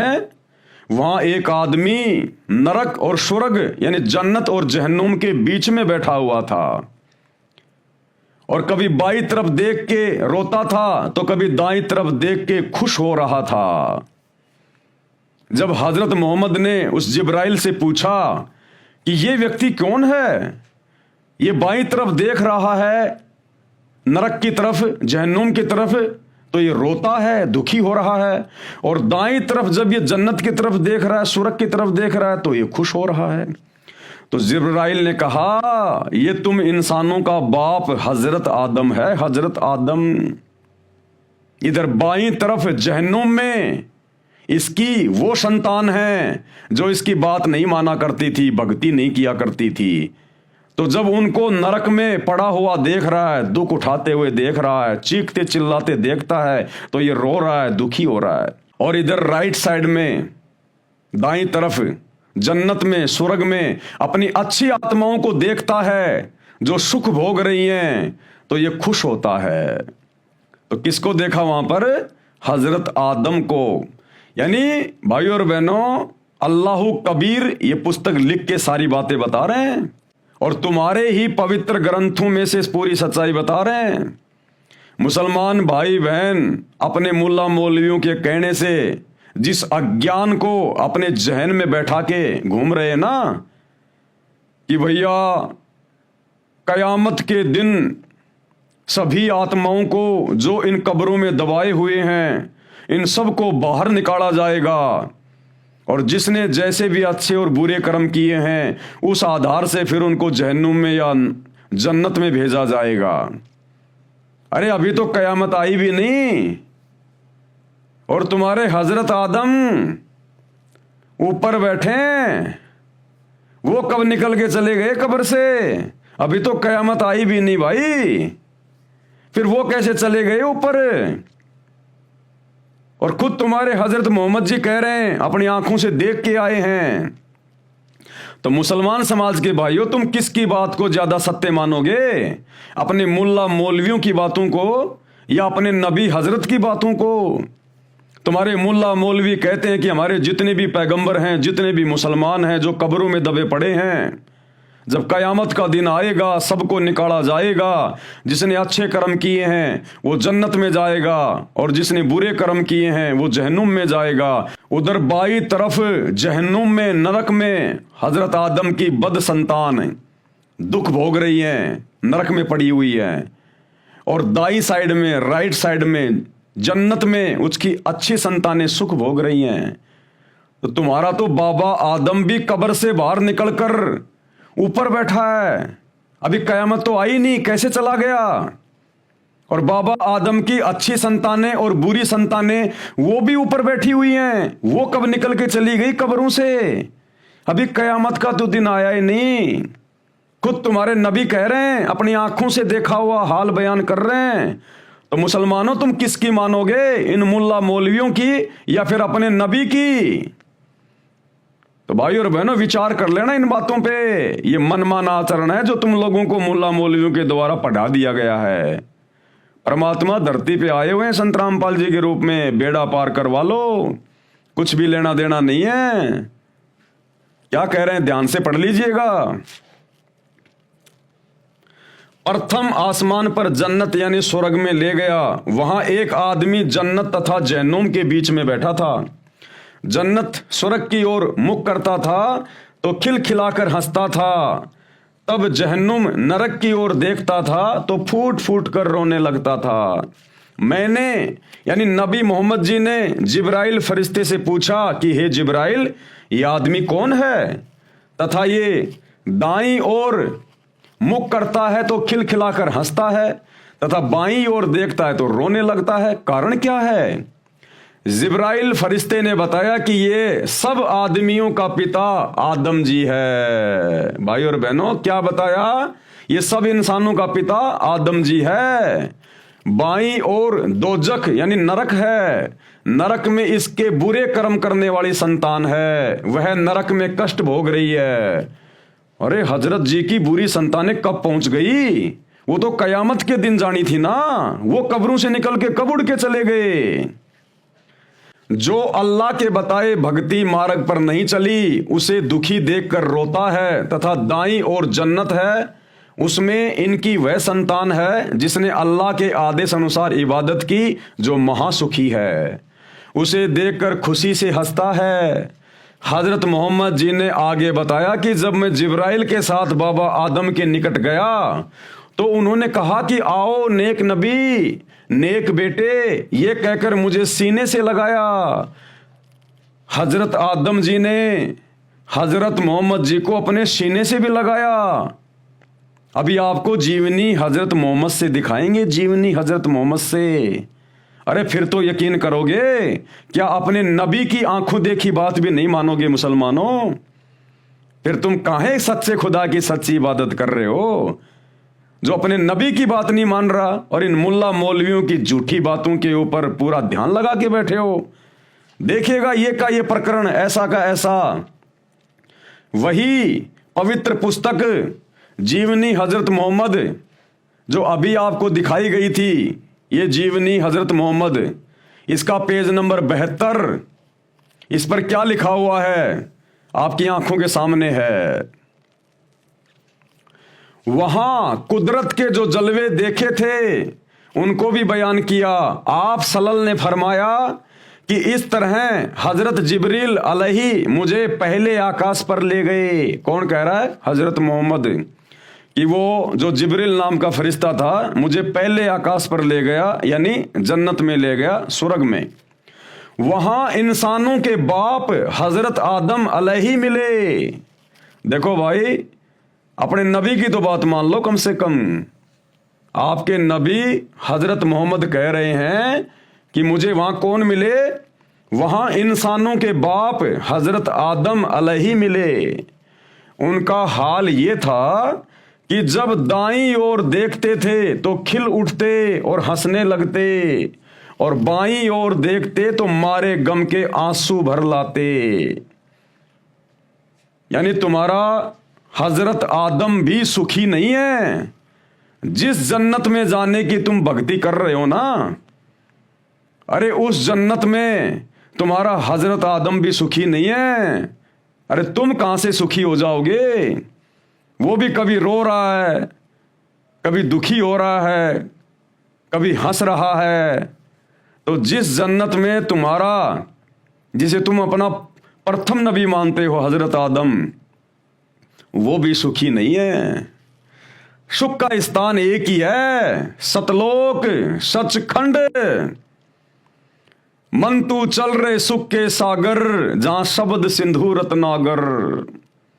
चार मुक्ति जहां चंपी करती माया हो रही दासी, और दास गरीब अभय पद पर से वो मिले राम अविनाशी। वो सच्चा खुदा इबादई कबीरा, सुप्रीम गॉड अल्लाह कबीर। कहते हैं उसके सतलोक में, उसके सचखंड में वो परम सुख है। इस शैतान के लोक में चाहे जन्नत में जाओ चाहे कहीं भी जाओ, सुख नाम की चीज नहीं है। तो हजरत आदम खुद बेचारा दुखी, महादुखी, जन्नत में बैठ के भी रो रहा है, दुखी हो रहा है। तो बताओ तुम क्या करोगे उस जन्नत में जाके? तो क्या देखा उन्होंने? उनका ये हाल था कि जब दाईं ओर देखते तो खिल उठते और हंसने लगते, और बाईं ओर देखते तो मारे गम के यानी दुख के आंसू भर लाते। क्योंकि दाईं ओर उनकी नेक संतान औलाद के कर्म थे, और बाईं ओर बुरी औलाद के कर्म थे। हजरत आदम अलैहि ने आप सलल को देखा तो बोले, तुम्हारा आना मुबारक ए नेक नबी, ए नेक बेटे। आप सलल ने पूछा, अब हजरत मोहम्मद जी ने पूछा, क्योंकि हजरत मोहम्मद जी को क्या पता कि ये कौन इंसान है, उन्होंने कभी उनकी शक्ल तो देखी नहीं थी। तो जिब्राइल नाम के फरिश्ते ने उस आदमी को रोते हुए, कभी हंसते हुए, और जब उसने हजरत मोहम्मद को कहा कि ए नेक नबी, ए नेक बेटे, तेरा आना मुबारक हो, तो हजरत मोहम्मद ने देखा ये मेरा कौन रिश्तेदार है भाई, मैं इसको जानता ना पहचानता। तो जिब्राइल से पूछा, जो नबी को नीचे से ऊपर लेकर गया था। क्या पूछा हजरत मोहम्मद ने? आप सल्लल्लाहु ने पूछा, जिब्रील ये कौन है? उन्होंने जवाब दिया, ये आदम अलैहि है, सारे इंसानों के बाप। ये भैया तुम्हारा बाबा आदम है। फिर जिब्रील अलैहि आप सलल को दूसरे आकाश पर ले गए, फिर तीसरे पर इस तरह आगे बढ़ते गए। आप सलल जिस नबी के पास से गुजरते, ये मनमोहक शब्द कानों में गूंजते। आगे और बहुत सारी जानकारी है, आपको मैटर के अनुसार समझाएंगे। अभी केवल आपको इतना ही समझाना था कि हजरत आदम जिनको जन्नत में बैठा हुआ खुद आपके नबी हजरत मोहम्मद ने देखा, तो बताओ भैया कौन से दिन चुपके से निकल के चला गया? अरे वो तो कयामत के बाद में जाना था ना। तुम्हारा नियम बता रहे हो तुम मुसलमान भाई कि जब कयामत हो जाएगी उसके बाद इन कब्रों में जितने भी मुसलमान लोग सो रहे हैं, गड़े हुए हैं, इन सबको बाहर निकाला जाएगा, और जिसने अच्छे कर्म किए हैं वो जन्नत में ले जाया जाएगा, जिसने बुरे कर्म किए हैं वो जहन्नुम में ठोका जाएगा। ठीक है भैया, जिसने अच्छे कर्म किए वो तो चला गया जन्नत में तुम्हारे अनुसार, जिस मुसलमान ने बुरे कर्म किए वो चला गया नरक में, जहन्नुम में। अब मुझे ये बताओ, जो मुसलमान पागल है, मेंटली डिस्टर्ब है, ना उसको अच्छे कर्मों का पता ना उसको बुरे कर्मों का पता, अरे वो कहां जाएगा? अरे वो मुसलमान कहां जाएगा जिसको ना अच्छे कर्मों का पता ना जिसको बुरे कर्मों का पता? तो कोई मुल्ला मौलवी इन बातों का जवाब नहीं दे पाता। और वो मुसलमान कहां जाएंगे भाई जो मां के पेट में ही मर गए, गर्भ में। अरे औरतों के बच्चे पेट में खराब हो जाते हैं ना, तो वो मुसलमान कहां जाएंगे जो मां के गर्भ में ही मर गए? बताओ वो जन्नत में जाएंगे या जहन्नुम में जाएंगे? वो छोटे छोटे बच्चे जो कोई 4 साल का होके मरा है, कोई 10 साल का होके मरा है, जिसको ना अच्छे कर्मों का पता था ना जिसको बुरे कर्मों का पता था, वो बच्चे कहां जाएंगे फिर, जहन्नुम में या जन्नत में? तो इन बातों का किसी मुसलमान मुल्ला मौलवी के पास में कोई जवाब नहीं होता। तो भाई और बहनों, ये तुम्हारे ऊपर आशीर्वाद बरस रहा है अल्लाह कबीर का, सतगुरु रामपाल जी भगवान का। अगर इस शैतान के षड्यंत्र से बाहर निकल सकते हो तो मुसलमान भाइयों निकल जाना, एक गोल्डन चांस है। अल्लाह किसे कहते हैं, एक बार सतगुरु रामपाल जी से उपदेश लेके पहले उनका ज्ञान समझो, सत्संग सुनो घर बैठे मोबाइल पर, और फिर एक बार उनसे उपदेश लेकर भक्ति करके देखो, तुम्हारे को वो अकल्पनीय सुख मिलेंगे जिन सुखों की कल्पना कभी हजरत आदम ने भी की थी लेकिन मिले नहीं। हजरत मोहम्मद को भी वो सुख नहीं मिले, वो ऐसो आराम नहीं मिला, वो शांति नहीं मिली तुम्हारे नबी को भी, जो तुम यहां सतगुरु रामपाल जी की भक्ति करके उठा सकते हो, क्योंकि ये सुप्रीम गॉड है, इबादत ही कबीरा धरती पे प्रकट है। हजरत मोहम्मद जी ने आगे बताया कि जब मैं जिब्राइल के साथ बाबा आदम के निकट गया तो उन्होंने कहा कि आओ नेक नबी, नेक बेटे, ये कहकर मुझे सीने से लगाया।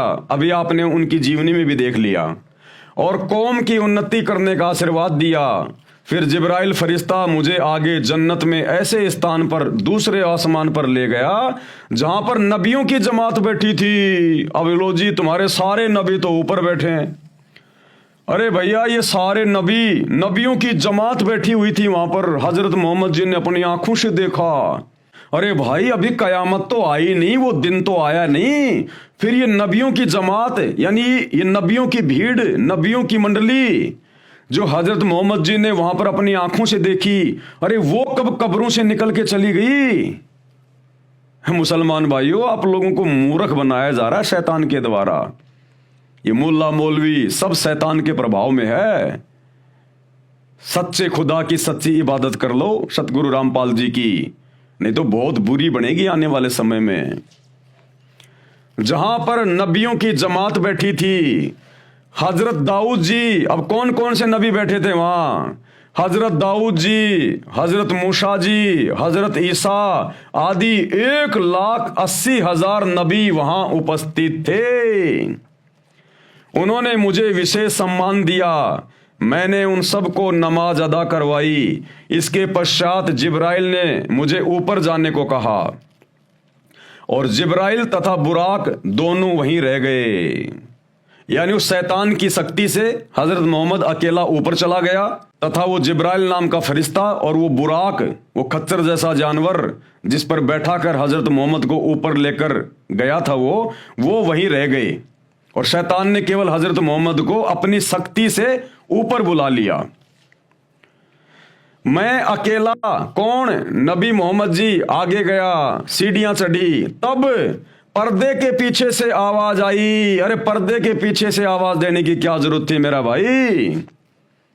अगर तू अल्लाह था जहां हजरत मोहम्मद गया था और जिसने नमाज का आदेश दिया था, अगर वही सुप्रीम गॉड है, अल्लाहु अकबर अल्लाहु कबीर है, अरे तो पर्दे के पीछे से आवाज देने की क्या जरूरत थी? सामने आके बोलता ना, सामने आता, अपने नबी से मिलता, अपने नबी को प्यार करता, प्रेम करता, बढ़िया बढ़िया खाना खिलाता, और जो भी कोई देनी थी, नमाज, बंग, रोजा, जो भी कोई ज्ञान देना था, अपने नबी को देता। आप आदरणीय गरीबदास जी की जीवनी पढ़िए, आदरणीय धर्मदास जी की जीवनी पढ़िए, आदरणीय सिख धर्म के प्रवर्तक श्री नानक जी की जीवनी पढ़िए, दादू पंथ के प्रवर्तक आदरणीय दादू जी की जीवनी पढ़िए, संत गीसा दास जी की जीवनी पढ़िए। इन सभी को परमात्मा अपने सतलोक में लेकर गया, धरती पर आकर संत रूप में, और सतलोक में उनको वहां सिंहासन पर बैठा हुआ दिखाया अपने आप को, आमने सामने, बीच में कोई पर्दा नहीं, तेजोमय शरीर, नर रूप, चमचमाता चेहरा, नूरी शरीर, एक रोमकूप में, यानी एक बाल में 1 करोड़ चंद्रमा, 1 करोड़ सूरज, इससे भी ज्यादा रोशनी, मनमोहक रोशनी। उस अल्लाह ने, कबीर अल्लाह ने अपने दीदार दिए वहां, अपने ओरिजिनल रूप के दीदार सतलोक में सभी आत्माओं को, और उनको प्यार दिया, उनको प्रेम दिया। सभी की आत्माएं अपने अल्लाह को देख के गदगद हो गई। तो हजरत मोहम्मद को अपनी शक्ति से फिर जिसने ऊपर लिया ना, और जो पर्दे के पीछे से आवाज लगा रहा है, वो शैतान है, शैतान, काल। जब आप सृष्टि रचना पढ़ेंगे सतगुरु रामपाल जी के कर कमल से लिखी हुई या उनके मुख कमल से बोली हुई उनके सत्संगों में, तब आपकी आंखें खुलेंगी। ये शैतान क्यों किसी के सामने नहीं आता? इसने सौगंध खा रखी है कि ये मेरा घटिया अटल नियम है, मैं किसी को अपने ओरिजिनल रूप में दर्शन नहीं दूंगा। आदमी का कलेजा फट जाएगा अगर इसका चेहरा देख लेगा तो। इसलिए पर्दे के पीछे से आवाज लगाई।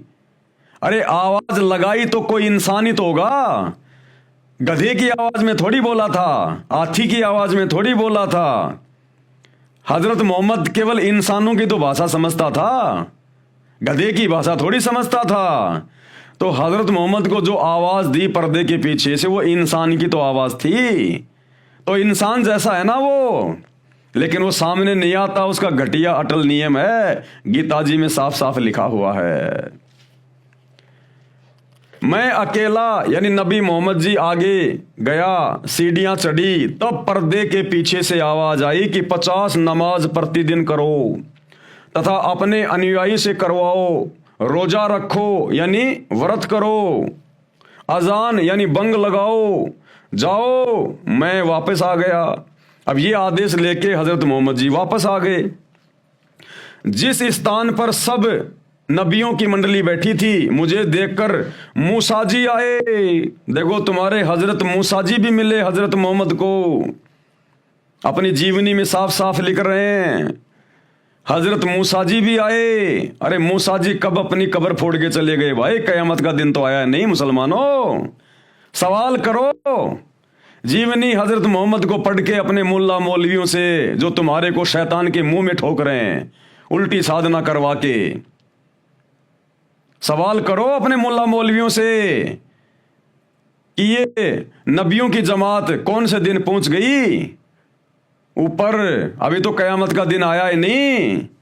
और अगर ये मुल्ला मौलवी तुम्हें भ्रमित करें कि नबी कभी भी जा सकता है, नबी कभी भी आ सकता है, नबियों के ऊपर कोई रोक टोक नहीं है, तो ठीक है भैया, चलो तुम्हारी बात बड़ी कर देते हैं कि नबियों के ऊपर कोई रोक टोक नहीं है। लेकिन वो हजरत आदम की वो बुरी संतानें, वो तो नबी नहीं थे, जो नरक में पड़े हुए थे, जहन्नुम में पड़े हुए थे। बाईं तरफ हजरत आदम उनको देख देख के रो रहा था कि इन नालायकों ने भक्ति क्यों नहीं करी, मेरी बातें क्यों नहीं मानी, ये नरक में कष्ट भोग रहे हैं। तो हजरत आदम की जो बुरी संतानें थी, जो नरक में दुख भोग रही थी, कष्ट भोग रही थी, अरे वो तो नबी नहीं थे, फिर वो कैसे पहुंच गए नरक में, जहन्नुम में? तो ये मुल्ला मौलवियों का पाखंड अब नहीं चलेगा। परमात्मा धरती पे आ गया, अल्लाह कबीर संत रामपाल जी के रूप में, सारे पत्ते खोल के रख दिए। अब जिसने अपना आत्म कल्याण कराना होगा वो तो भैया उनके सत्संग सुन के उनकी शरण में आ जाएगा। और बाकी जिसने शैतान का भोजन ही बनना है, गधा कुत्ता शोर बन के घूमना है, वो भैया करते रहो अपनी साधना। मैं वापस आ गया। जिस स्थान पर सब नबी मंडली बैठी थी, मुझे देखकर मूसा जी आए और पूछा कि अल्लाह ने क्या हुक्म फरमाया। मैंने हजरत मोहम्मद जी ने बताया कि मुझे तथा मेरी कौम को 50 समय नमाज करने का आदेश दिया है, तथा रोजा यानी व्रत तथा अजान यानी बंग लगाने को भी कहा है। तब मूसा जी ने कहा कि प्रतिदिन 50 वक्त नमाज कौम नहीं कर पाएगी, कि भैया दिन में 50 बार कौन नमाज करेगा? फिर खाएंगे क्या, कमाएंगे क्या, काम धंधा क्या करेंगे? वापस जाओ, थोड़ी बहुत कम करवा के लेके आओ, कुछ कम करवाओ, वापस जाओ, अर्ज करो। करते कराते अंत में 5 वक्त नमाज का हुक्म मिला कि भैया दिन में 5 बार तो करनी पड़ेगी। रोजा तथा अजान भी करना फरमाया, जो वर्तमान में किया जा रहा है। नबी मोहम्मद जी ने फिर बताया कि फिर जन्नत के नज़ारे दिखाने के लिए मुझे जिब्राइल फरिश्ता जन्नत में कई स्थानों पर ले गया, यानी स्वर्ग में घुमाने के लिए लेके गया। वहाँ की शोभा अनोखी है, यानी इस पृथ्वी लोक से वहाँ ज़्यादा सुख हैं। अनेकों नेक आत्माएं वहाँ निवास करती हैं। फिर जिब्राइल ने मुझे बुराक पर बैठाकर वापस ज़मीन पर छोड़ दिया। तब ये सत्य घटना बताई।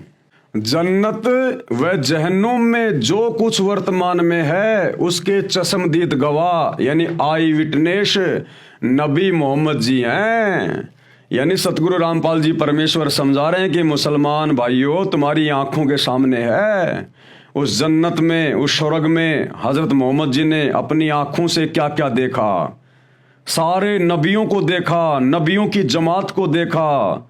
हज़रत आदम से मिले, नबियों से मिले, हज़रत मूसा से मिले, हज़रत दाऊद से मिले, हज़रत ईसा से मिले, और हज़रत आदम की नेक संतानें भी वहां पर अपना कर्म भोग रही थी। मौलवी साहिबान तर्क देते हैं। अब ये मुल्ला मौलवी क्या बोलते हैं? भगत समाज को भ्रमित करने की दृष्टि से, अपने आधे अधूरे ज्ञान के आधार से मुल्ला मौलवी तर्क देते हैं कि बाबा आदम बाईं ओर बद संतान के कर्म देखकर रो रहे थे, दाईं ओर नेक संतान के कर्म देखकर हंस रहे थे। तो सतगुरु रामपाल जी कह रहे हैं कि उनकी संतान तो कब्रों में है। अरे मुल्ला मौलवियों, तुम्हारे अनुसार उनके संतानें तो अभी कब्रों में पड़ी हुई है। वो तो जब क़यामत का दिन आएगा कभी खरबों वर्षों बाद में, तब जाएंगी ऊपर। तो वहां कैसे पहुंच गई जिनको हजरत मोहम्मद जी अपनी आंखों से देख के आए हैं? ये जन्म और मरण का चक्कर, ये शैतान का अटल नियम है यहाँ का। ये जन्मना मरना, ये इसका अटल नियम है यहाँ का। जब तक आप सच्चे दरवेश, सच्चे सतगुरु अल्लाहु कबीर सतगुरु रामपाल जी की शरण में आकर उनकी भक्ति नहीं करेंगे, तब तक ये जन्म मरण का चक्कर नहीं मिटेगा, चाहे हिंदू हो चाहे मुसलमान हो। ये अल्लाहु कबीर ने नहीं बनाए हिंदू मुसलमान, ये शैतान का सारा जाल है, षड्यंत्र अपने भोजन के लिए। तो सतगुरु रामपाल जी समझा रहे हैं कि उनकी संतानें तो मुल्ला मौलवियों कब्रों में है। अरे ऊपर क्या देखा फिर? हजरत आदम को दीवारों की तरफ देख कर रो रहे थे क्या? लेखक का वितरक यह है, लेखक यानी अल्लाहु कबीर सतगुरु रामपाल जी ये समझाना चाहते हैं कि आपके नियम के अनुसार तो हजरत आदम जी से हजरत ईसा जी तक को भी कब्रों में रहना चाहिए था। जो नबी मोहम्मद जी ने ऊपर जन्नत में देखे और बातें भी की, उनको नमाज भी पढ़ाई। आदम जी क्या अच्छे बुरे कर्म दीवारों पर देखकर हंस और रो रहे थे? अरे हजरत आदम जी जो बाईं ओर देखकर रो रहे थे, दाईं ओर देखकर हंस रहे थे, वो दीवारों को देख के रो और हंस रहे थे क्या? वहां उनकी अच्छी और बुरी संतानें तो पड़ी हुई थी। तो बुरी और अच्छी संतानें कैसे कब्रों से निकल के चली गई कयामत से पहले? ये तुम्हारी अपनी मनमानी थ्योरी है, तुम्हारे अपने धर्मशास्त्र तो मुल्ला मौलवियों की गलत थ्योरी को कैंसिल कर रहे हैं, कैंसिल। आदम जी क्या अच्छे बुरे कर्म दीवारों पर देखकर हंस और रो रहे थे? उनके दाईं ओर स्वर्ग था तथा बाईं ओर नरक था। उनके संतान भी जहन्नुम तथा जन्नत में थी, नरक और स्वर्ग में। अन्य प्रमाण और सबूत दे रहे हैं सतगुरु रामपाल जी। आसमान की यात्रा के बाद हजरत मोहम्मद से उसके चाचा ने पूछा कि तेरा दादा भी देखा? जब जिब्राइल फरिश्ता हजरत मोहम्मद जी को वापस जमीन पर छोड़कर चला गया, तब हजरत मोहम्मद जी के चाचा ने पूछा, जब हजरत मोहम्मद जी ने पूरी बात बताई ना, मैं ऐसे ऐसे ऊपर गया था, मैंने सब कुछ देखा है, सारे नबियों को देखा है, उनको मैंने नमाज पढ़ाई। तो बाकी मुसलमान समाज तो उनका मजाक उड़ाया करता था, उस समय उनका विरोध किया करता था कि तू ही है एकमात्र जो तेरे को ऊपर लेके गए, तेरे को सब कुछ दिखाया, तू डींग मार रहा है, पाखंड कर रहा है, झूठ बोल रहा है। मोहम्मद जी का बहुत ज्यादा विरोध होता था उन्हीं के समाज के लोगों के द्वारा। तो जब ये सारी बातें नबी मोहम्मद ने अपने चाचा को बताई, तो उनके चाचा ने कहा कि आपने अपने दादा को भी देखा है क्या? ए नबी, आपने वहां अपने दादा को भी देखा क्या जन्नत में, स्वर्ग में? तो नबी हजरत ने कहा कि हाँ, मैंने उनको देखा, लेकिन वो जन्नत में नहीं था, वो तो नरक में था, जहन्नुम में। अब ये सच्चाई सुनकर हजरत मोहम्मद का चाचा उनका विरोधी हो गया, उनका दुश्मन हो गया। आसमान की यात्रा के बाद हजरत मोहम्मद से उसके चाचा ने पूछा कि तेरा दादा भी देखा? वह जन्नत में है या जहन्नुम में? मोहम्मद जी ने कहा जहन्नुम यानी नरक में देखा। ये सुनकर उनका चाचा मोहम्मद जी से बहुत नाराज हो गया और बोला, तू मेरे पिताजी को जहन्नुम में बता रहा है, झूठा है।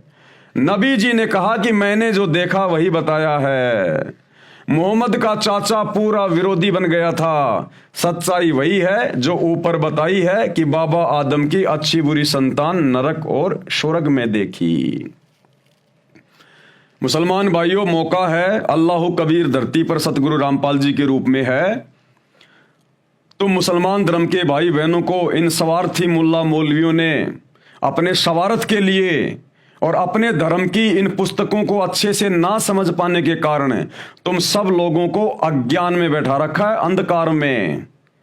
अपनी आत्मा का कल्याण करवा लो।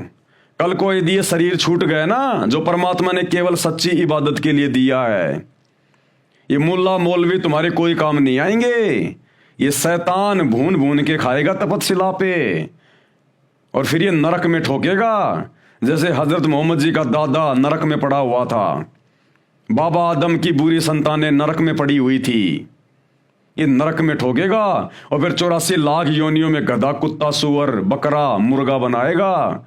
जो तुमने मांस मिट्टी खाई है उतने जानवर तुमको बनने पड़ेंगे, अपने गले कटवाने पड़ेंगे।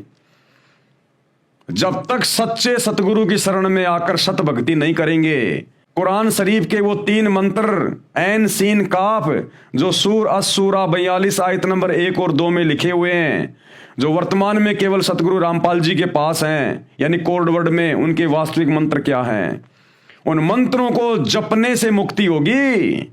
अन्यथा जहन्नुम में जाओगे। जहन्नुम में कर्म भोगने पड़ेंगे सारे के सारे। ना तुम्हें खुदा का पता, ना तुम्हें खुदा की सच्ची इबादत का पता। पूरे विश्व का मुसलमान समाज भ्रमित है। और कल आप लोगों को दिखा दिया गया था जीवनी हजरत मोहम्मद से कि 63 साल की उम्र में तुम्हारे नबी ए हजरत की किस प्रकार दुर्गति से मौत हुई। अरे अगर तुम्हारा नबी सच्चे खुदा की इबादत कर रहा था तो 63 साल की उम्र में ऐसी दुर्गति से मौत नहीं होनी चाहिए थी। क्या भगवान की सच्ची इबादत करने वाले को अंत समय में इतनी भी रात नहीं मिलेगी? बेचारा हाय हाय करता हुआ मरा, हाय हाय करता हुआ। हजरत मोहम्मद जी के 3 बेटे उनकी आंखों के सामने मर गए। क्या सच्चे खुदा की सच्ची इबादत करने वाले के ऊपर ऐसे दुखों का पहाड़ टूट सकता है क्या? अरे सच्चे खुदा की सच्ची इबादत तो यदि आपके भाग्य में मौत है उसको भी टाल देगी।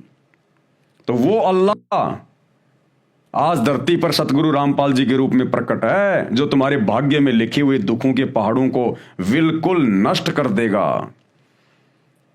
सबकी जेब में मोबाइल है, उसी अल्लाह के रहमो करम से यूट्यूब पर सतगुरु रामपाल जी के सत्संग सुनना शुरू कर दीजिएगा और बात समझ में आ जाए तो भैया थोड़े बहुत दिनों की बात है। युग परिवर्तन का दौर चल रहा है, 2028 निर्धारित है और आप देख रहे होंगे वर्तमान में किस प्रकार से देश विदेश में प्राकृतिक आपदाओं का दौर शुरू हो चुका है, भूकंप वगैरह। और हमारे भारत देश में भी किस प्रकार से हिंदू मुस्लिम होने की पूरी तैयारी हो रही है। घर से बाहर निकलना मुश्किल हो जाएगा।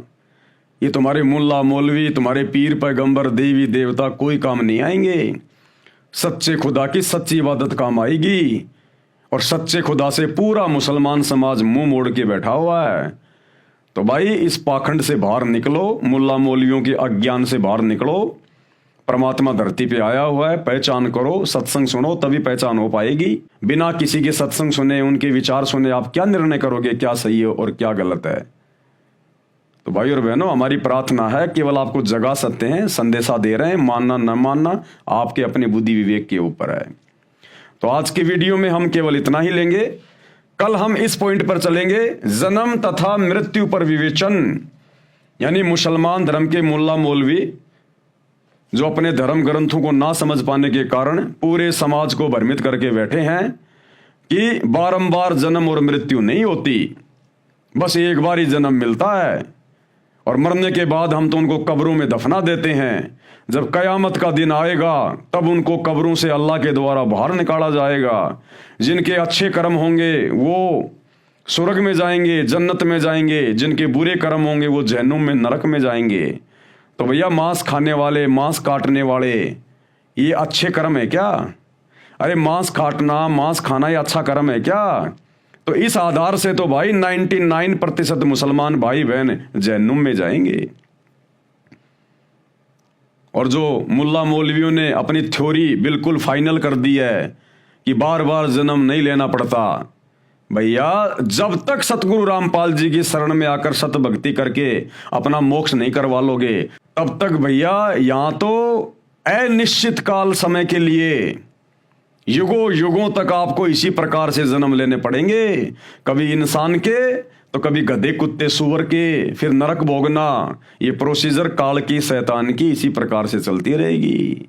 एकमात्र तरीका इस जन्म और मृत्यु के प्रोसीजर से बाहर निकलने का सतगुरु रामपाल जी के पास है। पूरे विश्व में, पूरी सृष्टि में किसी के पास नहीं है। और तो समझा ही सकते हैं, संदेशा ही दे सकते हैं, मानना न मानना आपके अपने संस्कार और बुद्धि विवेक पे निर्भर करता है।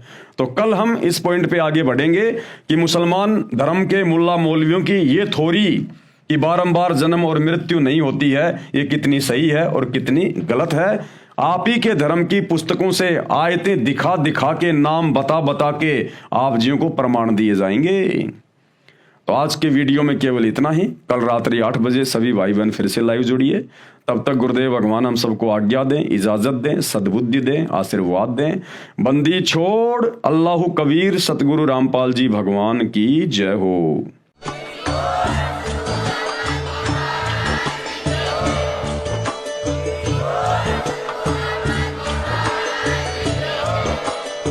भाई जो गुरु बचन पे डट गे, कट गे फंद 84 के, कट गे फंद 84 के, कट गे फंद 84